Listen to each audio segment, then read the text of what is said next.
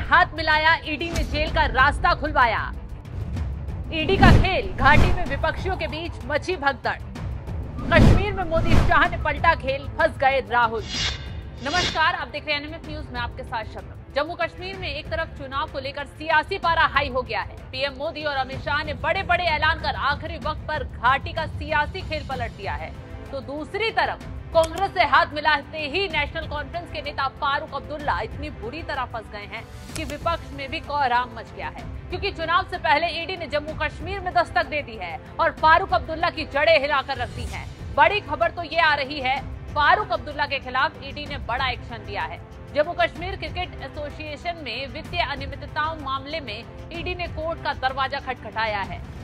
ED ने इस मामले में फारूक के खिलाफ नए आरोपों के साथ आवेदन दायर किया है। सूत्रों के मुताबिक ईडी ने कोर्ट में याचिका दायर कर जम्मू कश्मीर क्रिकेट एसोसिएशन में वित्तीय अनियमितताओं के मामले में आईपीसी की धारा 411 यानी बेईमानी से चोरी की संपत्ति प्राप्त करना, धारा 424 यानी कि बेईमानी या धोखाधड़ी से संपत्ति हटाना या छिपाना, ये धाराएं जोड़ने का अनुरोध किया है। चुनाव के वक्त ईडी का कोर्ट पहुंचना नेशनल कॉन्फ्रेंस के लिए बहुत बड़ा झटका है, क्योंकि आर्टिकल 370 हटने के बाद घाटी में पहला चुनाव है। कांग्रेस और नेशनल कॉन्फ्रेंस गठबंधन में चुनाव लड़ रही हैं। मोदी की आंधी को रोकने के लिए तमाम हथकंडे अपना रही हैं, लेकिन आखिरी वक्त पर घोटाले ने खेल बिगाड़ने का काम शुरू कर दिया है। बता दें कि पिछले महीने जम्मू कश्मीर हाईकोर्ट ने पीएमएलए के तहत आरोप पत्र को रद्द करके फारूक और सह आरोपियों को राहत दे दी थी इस मामले में, क्योंकि मूल मामला सीबीआई के आरोप पत्र से तय किया गया था। लेकिन अब इस मामले में ईडी के जरिए नया आवेदन दिया गया है। कहा जा रहा है कि अब फारूक अब्दुल्ला के खिलाफ नया मामला दर्ज किया जा सकता है। अब जैसे ही ईडी का हंटर फारूक अब्दुल्ला पर चला, पूरे विपक्ष की टोली ने मोदी सरकार के खिलाफ बौखलाना शुरू कर दिया। फारूक अब्दुल्ला ने छूटते ही कहा कि जब तक चुनाव नहीं हो जाते हैं तब तक केंद्र सरकार की ओर से उन्हें परेशान किया जाता रहेगा, उन पर नए नए आरोप लगाए जाते रहेंगे।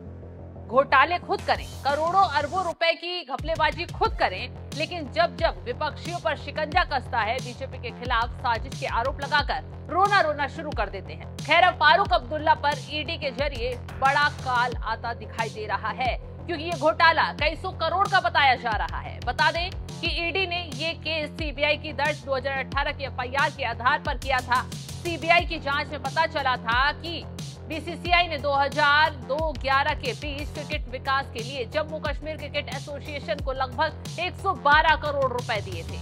आरोप लगाया कि इस पैसे में से 43 करोड़ 69 लाख रुपए की हेराफेरी की गई। सीबीआई की इसी एफआईआर के आधार पर ईडी ने केस दर्ज किया था। ईडी ने फारूक अब्दुल्ला और अन्य को पीएमएलए मामले में आरोपी बनाया था, लेकिन जम्मू कश्मीर हाईकोर्ट ने पीएमएलए के तहत मुकदमा चलाने पर 14 अगस्त को रोक लगा दी थी। इसी रोक के खिलाफ ईडी ने अब जम्मू कश्मीर कोर्ट में नया आवेदन दिया है। धारा 411 और 424 के तहत केस चलाने की अनुमति मांगी गई है।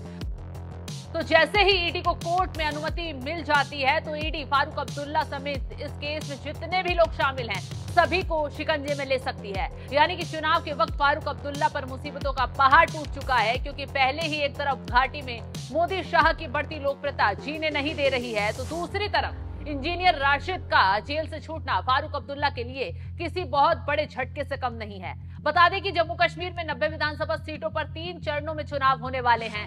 18 सितंबर को पहले चरण का, 25 सितंबर को दूसरे चरण का और 1 अक्टूबर को तीसरे चरण का मतदान होगा और 8 अक्टूबर को चुनावी नतीजे आ जाएंगे।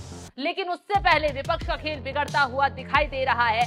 फारूक अब्दुल्ला और कांग्रेस फंसती हुई नजर आ रही है। जिस तरीके से ईडी ने फारूक अब्दुल्ला पर शिकंजा कसने की तैयारी कर ली है, उस पर आपका क्या है कहना, कमेंट कर अपनी राय जरूर बताएं।